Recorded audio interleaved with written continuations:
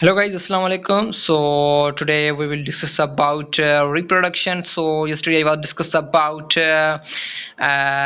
previous lecture that is known as MCQs according to MDK 2025, especially cell structure and function. So today we are going to start reproduction overview and according to MDK 2025. Okay. Video start करने से पहले मेरी यही request होगी आप सबसे कि आपने अभी तक मेरे चैनल को सब्सक्राइब नहीं किया, लाइक एंड शेयर नहीं किया तो काइंडली सब्सक्राइब करें, लाइक एंड शेयर करें ताकि जो भी आने वाली न्यू अपडेट हो वो आपको टाइम पे मिल सके।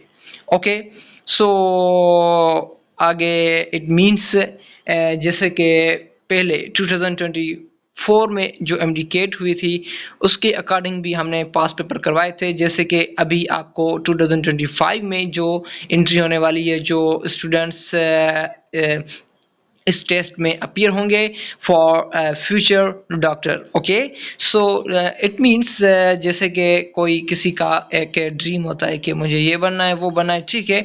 सो उनके हिसाब से इट मीन्स उसके लिए एक टेस्ट देनी पड़ती है। इट मीन्स जिसको आप सभी जानते हैं, दिस इज MDCAT।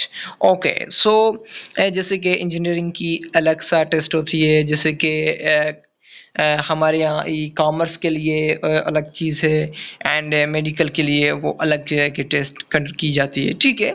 सो एक अलग अलग सी टेस्ट होती है वो वॉट एवर। ओके, सो पहले हमने सेल स्ट्रक्चर एंड फंक्शन को डिस्कस किया था। It means 30 MCQs according to past paper. Okay, so जैसे कि ये रिप्रोडक्शन ओवरव्यू है, इसमें हमने जो डिस्कस करने हैं जैसे कि पिछले ईयर से जो भी 2024 में MCQs जो है रिवाइज हुए हैं, इट मीन्स फिर प्रीवियस ईयर से में, सो वो आज हमने आपको करवाने जा रहा हूँ। सो चलें स्टार्ट करते हैं वीडियो को। जैसे कि reproduction, it means overview, it means what is the process by which living organisms produce more of their own kind। Okay, so जो हमारे यहाँ कौन सा प्रोसेस होता है जिसमें जो लिविंग ऑर्गेनिज्म प्रोड्यूस करते हैं more of their own kinds. So उसमें हम उसको ग्रोथ को नाम उसको नहीं देते, पहले रिप्रोडक्शन होती है। So this is the correct option is a reproduction, जैसे कि यहाँ आंसर में भी लिखा हुआ है, this is a reproduction. Okay, so इसके अलावा इट मीन्स जो भी टेस्ट्स हुई हैं, काफ़ी स्टूडेंट की सिलेक्शन हुई है, जो कुछ स्टूडेंट रह गए, सो उनका इट मीन्स वो इस सेकेंड अटेम्प्ट को रेडी हो गए हैं। सो स्पेशली उनके लिए भी है, स्पेशली जो इम्प्रूवर हैं, स्पेशली जो फ्रेश हैं, स्पेशली फ्रेश के लिए जो मोस्ट इम्पॉर्टेंट होती है। जैसे कि कोई इम्प्रूवर होता है वो उसको इतनी तकलीफ नहीं होती, इट मीन्स सेकंड अटेम्प्ट होता है उसका, ठीक है। सो कोई मसला नहीं है। जैसे कि फर्स्ट अटेम्प्ट वाला है उसको टेस्ट देनी है, जैसे कि सेकंड अटेम्प्ट को जो इट मीन्स सेकंड अटेम्प्ट वाला जो बंदा है उसको भी टेस्ट में अपीयर होना है। सो इट मीन्स उसको तो बहुत ज़्यादा मेहनत करनी होगी क्योंकि उसका फर्स्ट अटेम्प्ट है। ओके, जैसे कि सेकंड ईयर का इट मीन्स सेकंड अटेम्प्ट का स्टूडेंट जो है उसको भी मेहनत करनी होती है। Okay, so first of all हमने फर्स्ट को जो है कवर कर दिया, देन सेकंड की बात करते हैं। What is the primary purpose of reproduction in organisms। Okay, so it means जो प्राइमरी पर्पस होता है इट मीन्स रिप्रोडक्शन का इन ऑर्गेनिजम्स में, वो देखते हैं to ensure the survival the individual. नहीं, जो हमारे इंश्योर होते हैं वो सर्वाइवल इंडिविजुअल नहीं होते हैं कभी भी ऑर्गेनिज्म में जब रिप्रोडक्शन होती है। इट मीन्स उसके एक स्पीशीज जो है दोनों, it means male and female का जो आपस में मिलना होता है, इट मीन्स जो हमारे यहाँ उसके बाद जो है उसके जाइगोट बनता है, ठीक है, sperm and egg to form an zygote. Okay, so primary purpose of reproduction in organism जो होता है to ensure the survival of individual, this is not correct. And then second number B, the ensure the community of species, okay, so this is the correct option. Then to facilitate genetic variation, वो अलग चीज़ है, variation की genetics की, कि उसमें same characters कौन से हैं, कौन से सेम करेक्टर्स नहीं हैं, कौन से करेक्टर इसमें से मिलते हैं, किसमें कितने ज़्यादा हैं, किसमें कम है। सो वो चीज़ अलग सी एक बात है, ठीक है। सो तो फर्स्ट ऑफ ऑल तो रिप्रोडक्शन होती है, it means ensure the continuity of species, okay. So not maintain body temperature, उसको ये उसका काम ही नहीं है, ओके। सो देन चलते हैं नंबर थर्ड एमसीक्यूज की तरफ। ओके, सो थर्ड में कह रहा है which of the following is not a type of reproduction mentioned. So इनमें से कौन सी टाइप जो है रिप्रोडक्शन की मेंशन नहीं की गई है। सो एसेक्सुअल रिप्रोडक्शन, बी में कह रहा है सेक्सुअल रिप्रोडक्शन, नंबर सी में biparental reproduction, this is the incorrect. So यहाँ पहले आपने क्वेश्चंस को समझना है कि क्या कह रहा है कि which of the following is not a type of reproduction mentioned.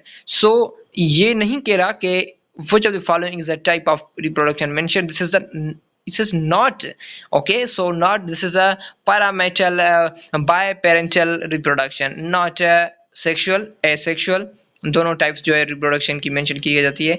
जहाँ पे नहीं की गई, this is a biparental reproduction, okay okay. Then उसके बाद नंबर 4 को देखेंगे, जो what does the sexual reproduction involve. So sexual reproduction involve होती है टू पेरेंट आपस में मिलते हैं, okay, to form a zygote, sperm and egg combine with each other, then to form a zygote. So sexual reproduction involve in the two parents, not one, no gametes, not one parent, so only one gamete, this is not, so only this is the correct option is two parents, okay।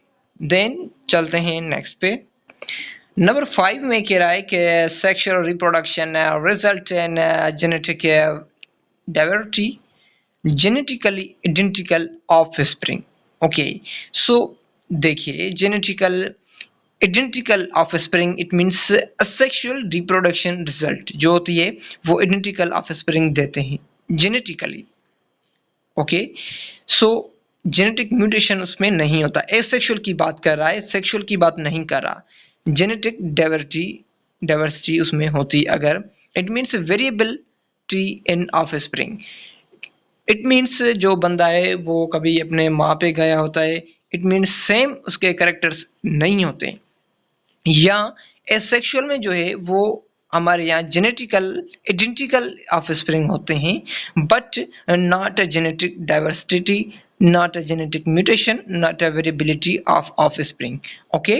So only a sexual reproduction result in the genetically identical offspring, जैसे कि जब sexual की बात कर रहा होता तो variability offspring में आती, okay, not a genetic mutation, not a genetic diversity. So only जब ये कह रहा होता कि sexual reproduction result in, this is the correct option is हमारे यहाँ डी होता, वेरिएबिलिटी इन ऑफस्प्रिंग। जबकि ये कह रहा है कि हमारे यहाँ एसेक्सुअल की बात कर रहा है रिप्रोडक्शन में, तो this is the genetical identical offspring. Do you understand, okay. So चलते हैं नेक्स्ट पे, human reproductive system, okay okay. Which of the following describe humans in term of their reproductive system। so जो हमारे यहाँ describe किया जाता है humans का टर्म, जो इट मीन्स रिप्रोडक्टिव सिस्टम में पाया जाता है, वो कौन सा टर्म होता है, this is the unisexual and dioecious, उसको हम कहते हैं। नॉट हर्माफोडाइट्स इसमें पाया जाता है स्पेशली ह्यूमन के लिए, नॉट मोनो ह्यूमन के लिए जो sexual character it means attachment जो होती है रिप्रोडक्शन होती है वो बेसिकली मोनो में नहीं होती, बाय में होती है, ओके ओके। बायसेक्सुअल, सो यूनिसेक्सुअल और डाइशियस इट मीन्स ह्यूमन में, Okay, so this is the correct option is B, unisexual और डाइशस को भी कहते हैं. Okay, then number 7, it says what is the primary functions of human reproductive system. So basically primary function जो होते हैं human reproductive system का, वो फैसिलिटेट करते हैं डाइजेशन को. नहीं जी, ये तो उसका काम ही नहीं है. डाइजेशन को फैसिलिटेट नहीं करते हैं बिल्कुल भी, क्योंकि प्राइमरी फंक्शन रिप्रोडक्टिव सिस्टम में जो होता है वो हमारे यहाँ रिप्रोडक्शन को फैसिलिटेट करना होता है, नॉट बॉडी टेम्परेचर को, नॉट डाइजेशन. डाइजेशन तो इसमें हो ही नहीं सकता.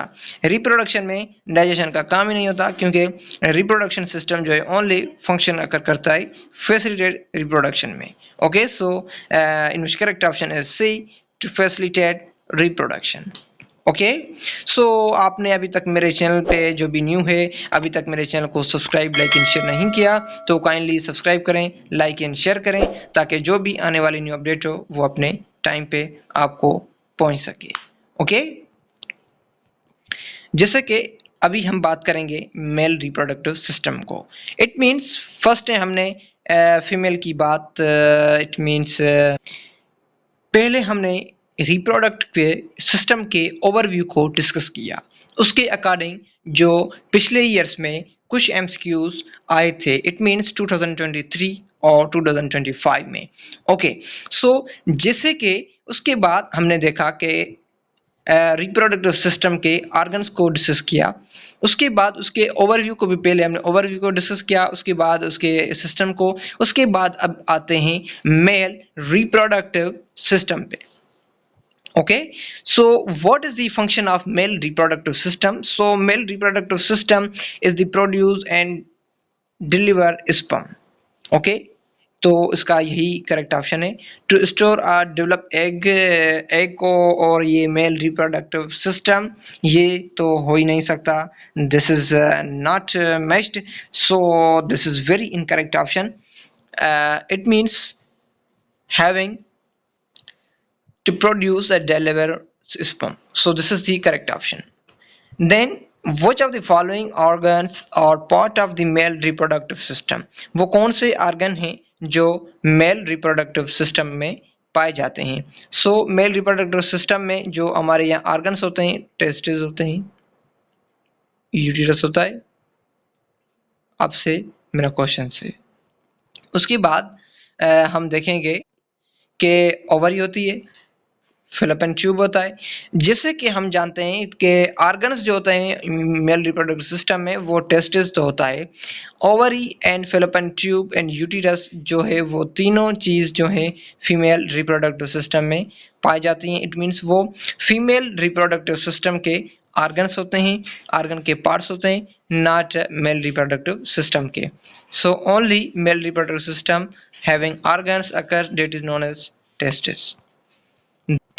अभी हम बात करेंगे नंबर 10 के. So the testis are responsible for the production of sperm, male sex hormone, then the B X and female hormone, then insulin and enzyme. So insulin का तो यहाँ पे कोई काम नहीं होता, ये तो शुगर में पाए जाते हैं. इट मीन्स वो उस पर उनको जो है मेंटेनेंस करते हैं. इंसुलिन जो एंजाइम होता है शुगर लेवल को मेंटेन करता है. ओके, डिक्रीज करता है एज अ सेट पॉइंट पे. उसके बाद रेड ब्लड सेल की तो बात ही नहीं कर रहे हैं. So testis are the responsible for the sperm and male sex hormone. So ये उसका काम होता है, वो स्पर्म को प्रोड्यूस करते हैं, okay, and male sex hormone होते हैं.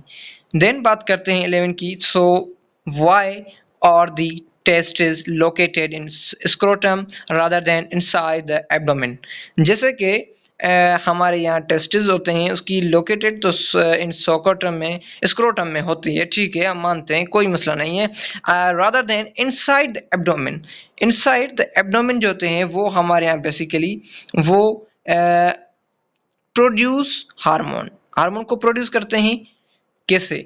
जैसे कि हार्मोन तो उसमें हो ही नहीं सकते, क्योंकि उसका तो काम ही नहीं है ये प्रोड्यूसन करना। ओके, सो टेस्टिस जो लोकेटेड है स्क्रोटम में वो मेंटेन करते हैं टेम्परेचर को। टेस्टिस को जो स्क्रोटम में लोकेटेड होती है टेस्टिस की, वो क्या करते हैं स्क्रोटम टेस्टिस को टेम्परेचर के बुनियाद पे उसको मेंटेन करते हैं lower than body temperature for the sperm.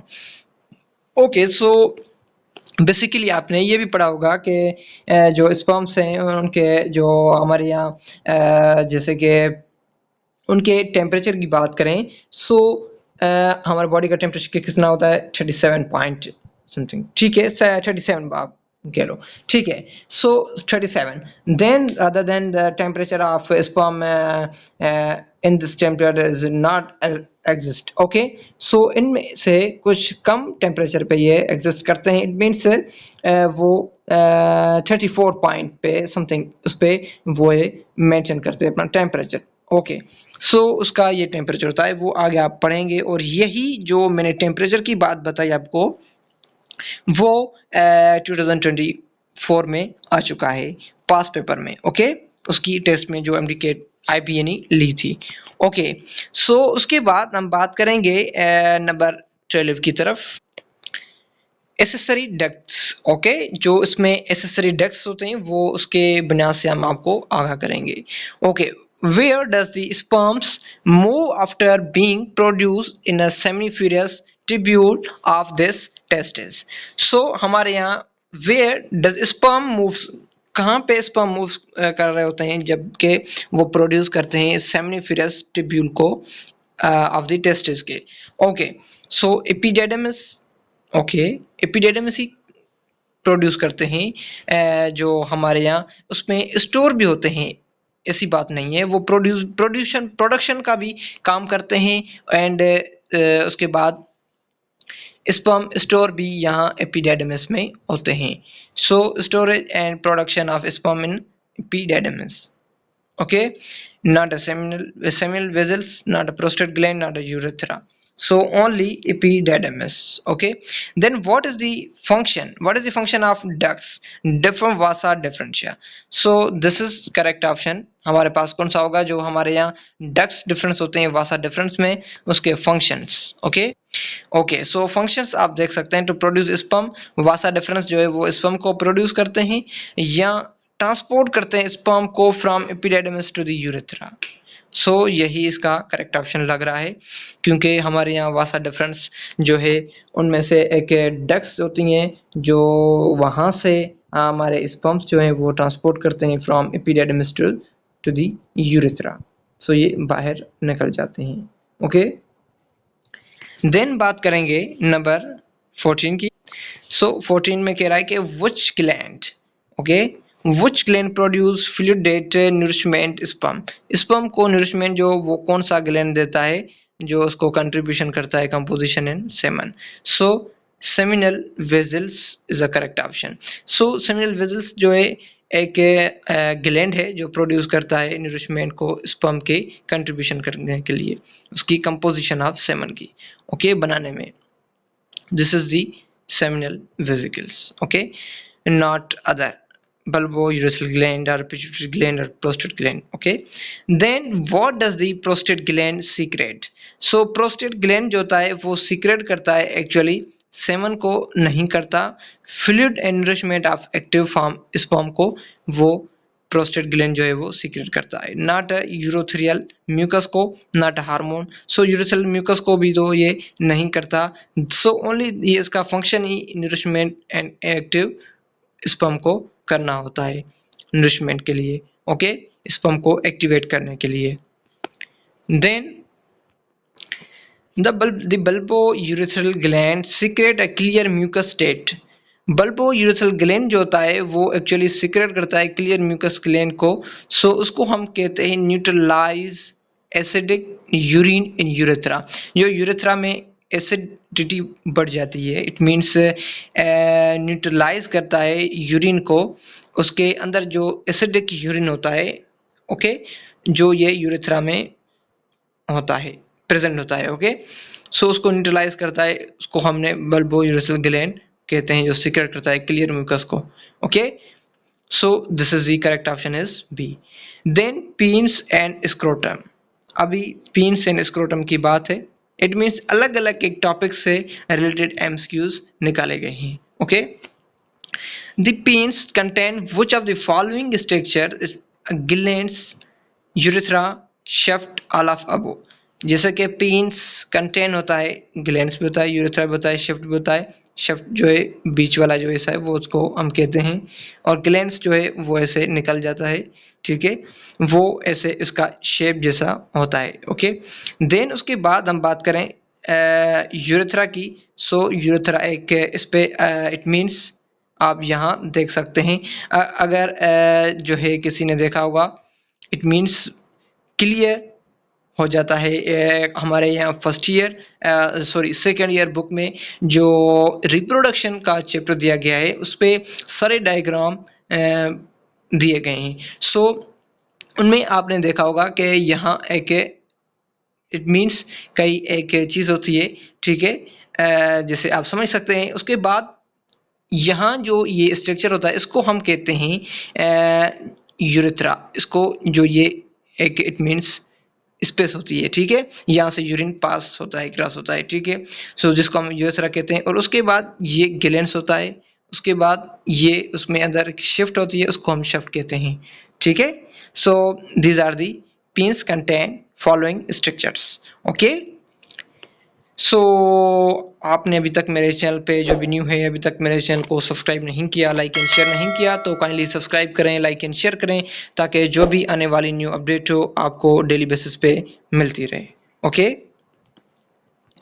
Then number 18 में कह रहा है what is the role of scrotum. So scrotum का मेन रोल होता है हमारे यहाँ प्रोड्यूस स्पर्म करने के लिए। नहीं, स्पर्म प्रोड्यूस तो स्क्रोटम का काम नहीं होता। ओके, देन एपिडेडमिस जो होता है वो प्रोड्यूस भी करते हैं, स्टोर भी करते हैं, ओके, और स्टोर सेवन भी करते हैं। सो स्क्रोटम का ये काम नहीं होता, वो तो मेंटेन करते हैं ओनली टेम्परेचर को।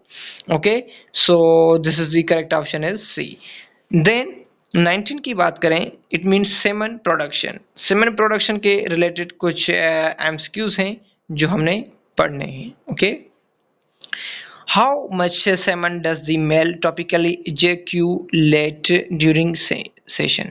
सेशन के दौरान कितनी जो है मेल अपने सेमस को एजेक्यूलेट करता है ड्यूरिंग वन सेशन में। सो ओनली 2.5 ml करना चाहिए। ओके, नॉट 1 से 2 मिलीलीटर से, नहीं के 5 से 10 मिलीलीटर, ना के 10 से 20 मिलीलीटर, ओनली 2 से 5 मिलीलीटर। ओके, देन यहाँ लास्ट एमसीक्यू दिया गया है, how many sperm are typically contain in one ejaculation. One ejaculation में कितने इट मीन्स स्पर्म जो है वो कंटेन किए जाते हैं। सो ओनली 2 से 3 मिलियन स्पर्म। ये साफ साफ बुक में लिखा हुआ है। आपने रिप्रोडक्शन के बुक में जो है आपने जो है फीमेल मेल रिप्रोडक्टिव सिस्टम में उसका सेमन का जो है सॉरी स्पर्म का जो है क्वांटिटी लिखा हुआ है, कितने होते हैं। ओके, एजुकेशन के लिए कंटेन होते हैं 2 से 300 मिलियन। ओके, सो ये थे कुछ एमसीक्यूज अकॉर्डिंग पास पेपर 2023 और 5। सो मुझे उम्मीद है आपको समझ में आ गया होगा। अगर आपको कोई भी कन्फ्यूजन हो तो आप कमेंट्स कर सकते हैं, और यहाँ डिस्क्रिप्शन में मैंने लिंक दी गई है। सो इस लिंक को आपने ज्वाइन करके मेरे व्हाट्सएप चैनल पे आप मज़ीद इंफॉर्मेशन ले सकते हैं अकॉर्डिंग MDCAT 2025। ओके, सो मुझे दीजिए इजाज़त, मिलते हैं नेक्स्ट वीडियो में। सो अब तक आपने अभी तक मेरे चैनल को सब्सक्राइब नहीं किया तो काइंडली सब्सक्राइब करें, लाइक एंड शेयर करें, ताकि जो भी आने वाले न्यू अपडेट हो आपको डेली बेसिस पे मिलती रहे। थैंक यू, मिलते हैं नेक्स्ट वीडियो में। तब तक रखिए अपना ख्याल, दुआ में याद। अल्लाह हाफिज़।